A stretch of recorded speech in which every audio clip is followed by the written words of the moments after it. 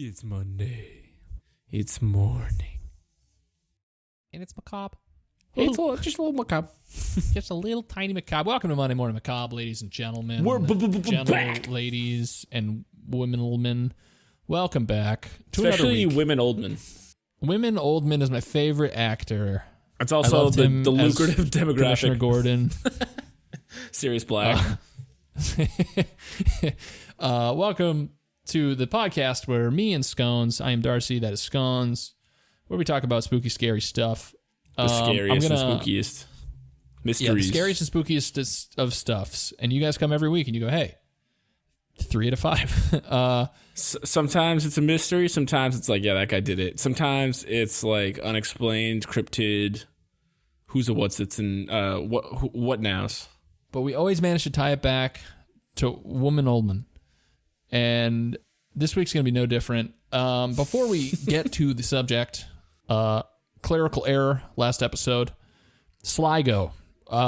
Listen, guys, we just wanted to sound cool and like we've been to Sligo Bay, and we wanted to get into the fraternity, so we were pretending like we knew what we were talking about, and being a fraud's the best way to get friends, is basically. Yeah, exactly. So it turns out it's Sligo Bay, not Sligo. Shout out to Dawn. Dawn, you know who you are. You sent us a very lovely email with your theory. Everybody check out Deep Dives and Shallow Graves on YouTube. Give him some subs. He does old Irish true crime investigations, and he's a listener of the show. So Dawn, we love you. I love you, Dawn. Free plug, Dawn. Come back to me, Dawn. Don, come back. You were the good one. Donnie. Scones, I know what you're thinking. You're sitting there, you're going, oh man, oh boy, I hope Darcy has something for me this week. That's weird you said that, because right here, if I read my exact notepad, it says, I wrote out, oh boy, I hope there's Darcy like has something for me capitals and this lowercase. week. Yeah, and the spacing and all the O's. Yep. All the O's, all the probably a U in there somewhere. I'm not all on sure. yellow legal pad right here in front of me. Also, Patreon members, make sure you guys listen to the Skunk Ape / what's his name? What was his name? Lyle Stevick episode that just dropped. Check that out if you are a Patreon. If you're a Patreon cutie. Yeah, if you're a hashtag I don't know. I can't think of something. Anyway. What a wild name if we chose that. It's not macabre Patreon at all. cuties. Yeah. Today, I'm going to be bringing you guys some a little creepy, a little spooky. And it's something that I think a lot of people know about, but do you really, Does anyone really know anything when it comes down to it? Oh, there we go. What is anything but just to have a story told about it? That is exactly what I'm talking about. Because today, whenever you're listening, we're going to be talking about cursed books. Okay? Oh my God, like Tom Riddle's diary? Yes, I'm actually... okay, listen. I went into his chambers, and I peeked around his nightstand, and I found it. And he has a crush Tom Riddle. on Ron Weasley. I put Tom Riddle's hand in a glass of water while he was sleeping. And Tom pissed his fucking pants. Then became the Dark Lord. Okay.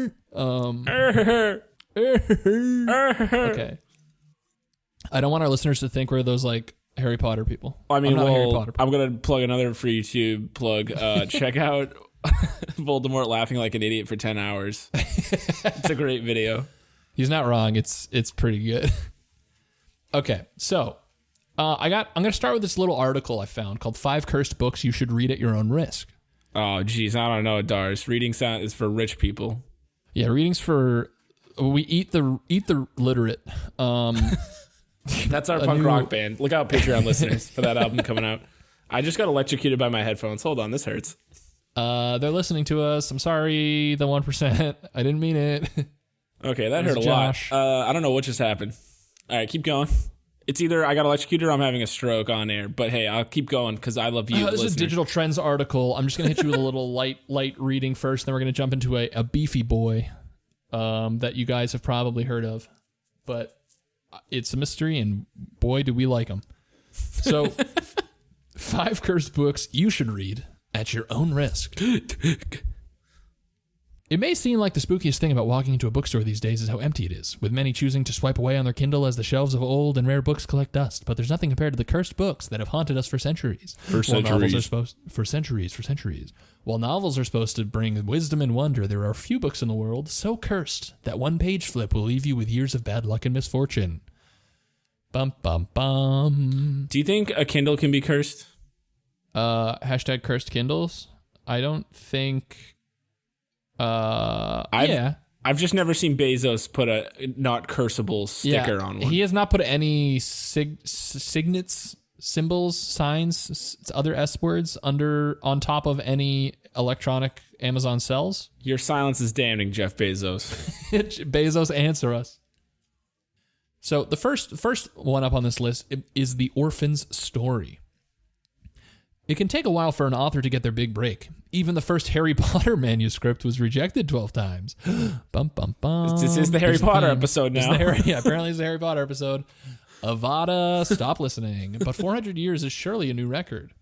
Written in the early 1600s by Martin de Leon Cardenas, The Orphan's Story is a golden age novel about a 14-year-old Spaniard who heads to America in search of fortune. While it may sound like the typical feel-good adventure story, a major darkness lurks within its pages that led to the novel not being published until 2018. Belinda Palacios, a Peruvian scholar who edited the book for 2 years, says that she was warned by multiple people about the orphan's story. They told her that the book was cursed, and the reason it had taken so long to publish was that anybody who worked on it would die in mysterious ways. While she initially laughed it off, research showed that those who previously edited the book died in horrific car accidents or of strange illnesses. I wouldn't touch that book. I'd be like, no, thank you. I barely touch books anyway. Did the powers that be not want the ancient script out in the world? Palacios remains alive and well 2 years after the book's release, so here's hoping the curse is lifted.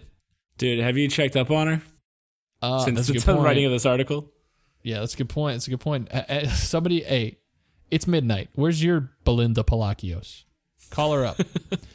Second on the list, The Untitled Grimoires. You would think people have watched enough scary movies to know never to mess with a witch's spellbook, but apparently not. The Untitled Grimoires is a set of 2 handwritten spiral-bound spellbooks sold by an online retailer for nearly $14,000 back in 2013. The books were handwritten in the 1960s by Persephone Adrastia Erin, a high priestess of Wicca who supposedly led her own coven. Oh, hell yeah. That's pretty dope. Also, sweet name. Persephone, sup? I'm available, brother. You up? You up, Persephone? All 250 pages are filled with incantations, spells, enchantments, and details on how to summon spirits and demons. However, there's a serious catch. The seller warned buyers that any non-believers who messed with the books would bring a deadly curse upon themselves, while Persephone herself explicitly tells readers on the first page that proceeding with the book would have serious consequences. Oh, it's right there then. Yeah, she's really like, hey, dum-dums, don't do it. Persephone out. Like, she tells you, she says, to those not of the craft, the reading of this book is forbidden. Proceed no further, or justice will exact a swift and terrible retribution, and you will surely suffer at the hands of the craft. Dude, imagine being some idiot who's not of the craft. That's what I'm saying, dude. I played World of Warcraft for like 10 years now. To those who are not an orc warrior. This book's for shamans only. This book's for horde only. Okay, that's enough WoW references. If you want more, write in. If you want us to talk about the horrors of the lore of WoW, I find it interesting that in 1960s there were Wicca. Like, I didn't realize Wicca goes back that far. I mean, I guess it's like literally like to like the 1800s, doesn't it? I was gonna say, I guess it does like go back that far, but like in my head, it like died out and then made a resurgence in modern day. It probably has offshoots from like or religions of pagan worship from like really ancient, like what, the old 1988? Like the old gods. Yeah, oh, like so the 1958. like the 50s, dude. Milkshakes, skirts, racisms, and the old gods. The 50s. Yeah, the old god. Yeah. No, but sense. Yeah, in the immortal words of Thackeray Binks, like nothing good comes from that book. Dude, I can't believe the day I learned it wasn't Zachary was like Yeah, it's maybe 2 different. years ago. It's like the Berenstain Bears. Yes, Berenstain. We should just talk about that for an hour. That's and a half. fucking, oh man, we could get into The that. Berenstain Bears not being the Berenstain Bears is one of the most horrific realizations, and me and Scones are convinced we've entered a different reality, everybody. I literally sat like at a table thinking about that and finished like 2 pots of coffee just trying to figure it out, and it just didn't. it still doesn't Imagine click. Scones in a suit with his tie undone, and he's looking scraggly over a pot of Joe, just hastily trying to figure out the Berenstain Bears. Just writing on napkins and like just erasing frantically and throwing napkins balled up onto the floor. Exactly. Next up, we've got the Book of Sacred Magic by Abrelin the Mage.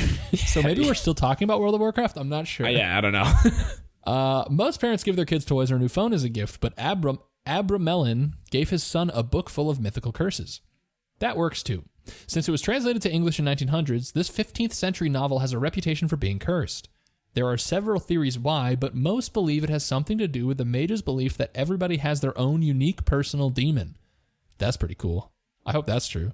I would name mine like Steve. I'd name mine Jonathan. Jonathan and Steve. Spooky demon names. I'm pretty sure like Big Mouth invented this and there's hormone monsters. We're really all over the media and entertainment world today. Throughout the book, he gives instructions for rituals and supernatural feats to bring your demons under control. Any paranormal enthusiast knows that it's risky to reach out and communicate with the spirit world, so it's not surprising that the readers of this book have reported bad luck and hauntings by spirits from another realm. Number 4. Number 4. The Grand Grimoire. Now we've spoken about the Untitled Grimoires, but we haven't talked about the Grand Grimoire. Listen, this isn't your grandfather's grimoire. Yeah, this is a new age modern grimoire. When a book is nicknamed the quote Gospel of Satan, you may want to think before opening it. Said to be written by a man possessed by the devil, this 16th century book is known as one of the most terrifying occult books in existence. It contains dark incantations and instructions on how to summon demons and raise spirits from the dead. That last part may sound appealing to those who are grieving or suffering from loss, but this book's dark reputation makes it one of the most feared medieval manuscripts of all time. Since even opening the book is considered the equivalent to selling your soul to the devil, it's a good thing that the Grand Grimoire is not available for purchase. It's said that the original copy is kept currently in the Vatican's secret archives and not currently available to the public. I need to go to the Vatican secret archives. Super cool. We need to get Nick Cage on this because that shit's dope. Dude, I need secret archives in my life right now. This is some angels and demons shit. And some, the Da Vinci Code. Yeah. Yeah. I think that the fact that like there's literally a secret archive in the Vatican is pretty fucking sweet. Dude, like what? Imagine the shit that like, well, it might be like pretty tame shit that the Pope's like, this needs to be secret. It could either be like super like tame shit, like oh, we can't eat meat on Fridays, or it's like the most hardcore like witchcraft the and Bible black magic 2. and like they never dropped the Bible 2. Bible 2, 50 Shades Darker. Bible 2 just dropped too hard. It slapped too hard. They had to put it away. And then finally, and the meat of our discussion today, Scones, is a book called The Voynich Manuscript. Hell yes. Hell yes, brother. Hell yeah, brother. You've been giving me the tomatoes and the lettuce and the sauces, but then I bite it down and now I'm on the meat. And I am so fucking ready. I love the Voynich. I don't know anything about them. I love it. I know nothing about it, but I fucking love it. So, there's nothing more... Okay, I should preface this by saying I'm sure a lot of you out there probably are in the same boat as Scones of like, hey, I've heard of the words combined. I know the Voynich Manuscript, those 3 words, but like, how many people really like know what it is? And that thought brought me here. So, there's nothing more frightening than the unknown, and that is why the Voynich Manuscript has become one of the most mysterious and feared books of all time. Written in the 15th century, all 240 pages are inscribed in an indecipherable language that has frustrated and cursed people with bad luck for years. While countless historians and researchers have tried to crack the code, none have been successful. Was it written by people from another country? An unknown species? Alien life? Nobody knows. But it has been long speculated that the fatal curse will be unleashed on anybody who finally unlocks the terrifying language. Let's Now. just do it right now. Let's just figure it out. Oh, I got my legal pad. I'll just start writing down. Hold on. All right, 2 cups of sugar. 2 cups of sugar. 3 cups of love from your gram. 3 cups of love from Gran. From my grandma. My grandma. My grimoire. She's my grandma, but she's wicked scary. It's just Baba Yaga. Yeah. So, the Voynich Manuscript. Let's get into the deets. Let's get into the meaty deeties. Give me those meaty deeties. Pull them out of the ground like beaties. Fucking eat that shit like champs, like Wheaties. Like Wheaties. Oh, fuck, yes. Brother. Stored away. Bible 2 coming out soon. Oh, man. People magazine said it's pretty but not bad. Stored away in the rare book library at Yale University is a late medieval manuscript written in a cramped but punctilious script and illustrated with lively line drawings that have been painted over, at times crudely, with washes of color. Yeah, that sounds pretty punctilious. Yeah, exactly. These illustrations range from the fanciful, legions of heavy-headed flowers that bear no relation to any earthly variety, to the bizarre, naked and possibly pregnant women frolicking in what looks like amusement park water slides from the 15th century. With their distended bellies, stick-like arms and legs, and earnest expressions, the naked figures have a whimsical quality, though their anatomy is frankly rendered something unusual for the period. The manuscript's botanical drawings are no less strange. The plants appear to be chemical, combining incompatible parts from different species, even different kingdoms. Tentacled balls of roots take the form of animals or of human organs, spouting 2 disembodied heads with vexed expressions in one case. But perhaps the oddest thing about this book is that no one has ever read it. So the book is full of like weird drawings that are like, it's like they're like combining a bunch of like plants together to make these like alien plants essentially. And the Voynich Manuscript has never been deciphered. That's like the big thing about it. It's this huge mystery. Nobody has ever actually translated what it says. There's no cipher to it. It's completely and utterly unreadable. Like, so, it's in... Do people think it's encrypted, or it's in some language that it's is in not some... Well, recognized? so we'll talk about it a little bit. The Voynich Manuscript was named after the rare book dealer who stumbled upon it a century ago. It is written in an unknown script with an alphabet that appears nowhere other than in its pages. The writing system is oddly beautiful, full of looping and fluid curves. A series of distinctive letters called gallows for their resemblance to the hangman scaffold are sometimes conjoined with other letters or have been embellished with elaborate curly... Oh, that's how you spell that word? Wow. Embellished with elaborate curlicues by a scribe. With other letters... Oh, wait. What these glyphs signify, whether they represent phonetic information or numeric values or something else, is anyone's guess. Judging by its illustrations, the manuscript seems to be a compendium of knowledge related to the natural world, including a section about herbs, a section about apparently detailing biological processes, various zodiac charts, and pages devoted to the movement of celestial bodies, such as the transit of the moon across the Pleiades. The writing flows smoothly without hesitation from one letter to the next. Based on the handwriting, it's thought to be the work of at least 2 and as many as 8 practiced scribes, and possibly required years of labor. So a lot of people are like, it's probably just like a stupid hoax that somebody just kind of like scribbled all over. But with the amount of detail and like work that went into this, it would be just such a weird thing to just make up this book. Like, it wouldn't really add up. Some dude's like uses like 3 decades of his life to make it. He's like, hell yeah, dude. This is good. People are going to be like freaking out. What a joke. So an online community has grown up around the manuscript, fostered by a network of blogs and email listservs. On this list of people, amateur and professional art historians, computer programmers, linguists, theoretical physicists, carpenters, and disabled veterans swap theories and observations about the manuscript. One retired locksmith communicates with the list in some sort of camel case code. Although the group is... Now, for those of you who don't know, camel case is when you start with a lowercase letter and then use an uppercase for the next word if you're combining words together.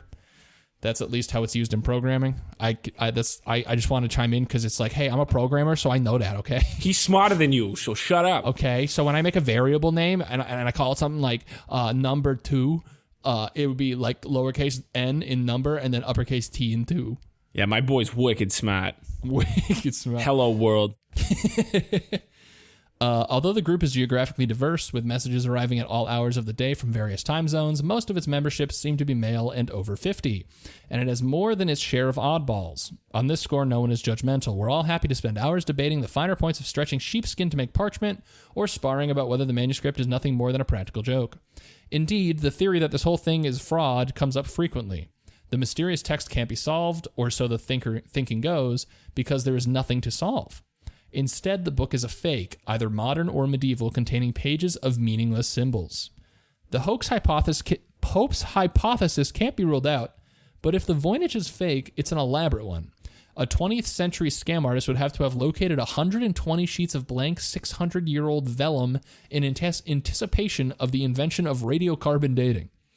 Scholars remain deeply divided over the question of whether the text is likely to be meaningful, but the distribution of letters and words is anything but random, even demonstrating statistical features generally associated with natural language texts, features that weren't discovered until the 1930s.